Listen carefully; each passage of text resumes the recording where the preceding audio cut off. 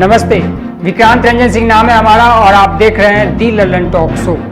Corona की vaccine की बहुत सारी फोटो इंटरनेट पर मौजूद हैं। अधिकतर फोटो एजेंसियां खींच कर रख लेती हैं, असली नहीं होती हैं, बस संकेत के रूप में। लेकिन ऑक्सफोर्ड यूनिवर्सिटी द्वारा तैयार की जा रही वैक्सीन की तस्वीर आ गई है। तस्वीर को ध्यान से देखें तो छोटे अक्षरों में लिखा होगा कि ये वैक्सीन का डमी है, यानी असल वैक्सीन इस तरह की ही दिखेगी। इस वैक्सीन को कोविशील्ड नाम दिया गया है। भारत में भी इस वैक्सीन का निर्माण चल रहा है। लेसेंट में छपे रिसर्च पेपर में बताया गया है कि यह वैक्सीन वायरल वेक्टर से बनी है, जिसमें कोविड-19 बीमारी पैदा करने वाले कोरोना वायरस SARS-CoV-19 का स्पाइक प्रोटीन होता है। स्पाइक प्रोटीन की मदद से एंटीबॉडी वायरस को पहचानी जाती है। वैक्सीन में इस्तेमाल किया गया वायरल वेक्टर उस वायरस को जेनेटिकल इंजीनियरिंग करके बनाया गया है, जिससे चिंपांजियों में सर्दी जुकाम होता है।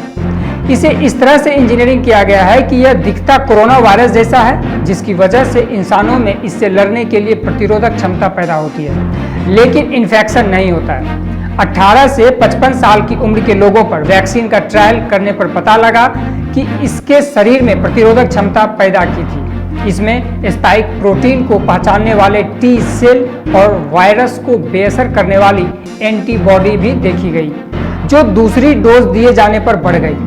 90% लोगों में वायरस पर एक्शन करने वाली एंटीबॉडी पहली डोज के बाद और सभी लोगों में दूसरी डोज देने पर एंटीबॉडी की एक्टिविटी देखी गई।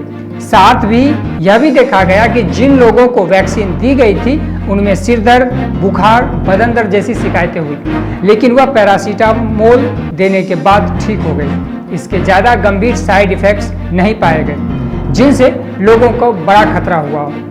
ऑक्सफोर्ड की वैक्सीन को इस रेस में सबसे आगे माना जा रहा है। न सिर्फ उसके पास एस्ट्राजेनिका जैसी कंपनी का साथ है, बल्कि खुद वैक्सीन भी दूसरे कैंडिडेट से अलग है। दरअसल इसके ट्रायल के नतीजों में पाया गया है कि वैक्सीन से एंटीबॉडी और white blood cell killer T cell बनते हैं। इसमें एंटीबॉडी पाई गई है जो वायरस के स्पाइक प्रोटीन को पहचानकर उससे अटैच हो जाती है और वायरस स्वस्थ कोशिकाओं को इन्फेक्ट नहीं कर पाता है। वहीं किलर टी सेल ऐसे व्हाइट ब्लड सेल या ल्यूकोसाइट होते हैं जो वायरस के इन्फेक्शन के शिकार हुई कोशिकाओं को पहचानकर उन्हें नष्ट कर देते हैं। ये दोनों साथ मिलकर शरीर को सुरक्षा देते हैं। एंटीबॉडी कुछ महीनों में खत्म भी हो सकती है, लेकिन टी सेल सालों तक शरीर में रहते हैं। वैक्सीन के इंसान पर इस पहल ट्रायल में सिर्फ 1077 लोग शामिल हुए थे। अभी तक के नतीजे सकारात्मक जरूर हैं, लेकिन इनके आधार पर यह नहीं कहा जा सकता कि अभी इसे आम जनता को दिया जा सकता है। इसके लिए अगले 2 चरणों में ब्रिटेन में 10,000, अमेरिका में 30,000, दक्षिण अफ्रीका में 2,000 और ब्राजील में 5,000 लोगों पर टेस्ट किया जाएगा। तीसरे चरण के नतीजा आने के बाद ही यह तय होगा कि इसे लोगों को दिया जा सकता है या नहीं। पहले ट्रायल में सफल होने के बाद इसे इमरजेंसी में इस्तेमाल करने की इजाज़त मिल सकती है। ऐसे में हो सकता है कि अक्टूबर तक इसे उन लोगों को दिया जा सके जिन्हें ज़्यादा खतरा है, जैसे हेल्थ केयर वर्कर्स। एस्ट्राजेनिका का मानना है कि अगले साल की शुरुआत में पूरी तरह से अप्रूवल मिल सकता है। उसके बाद ही यह साफ होगा कि आम जनता तक यह कब पहुंचेगी और वैक्सीनेशन शुरू होगा। आमतौर पर वैक्सीन को बचाने में 10 से 15 साल लग जाते हैं। ऐसे में अगर यह 2021 की शुरुआत तक इसे अप्रूवल मिल जाता है तो यह भी अपने आप में बड़ी सफलता होगी।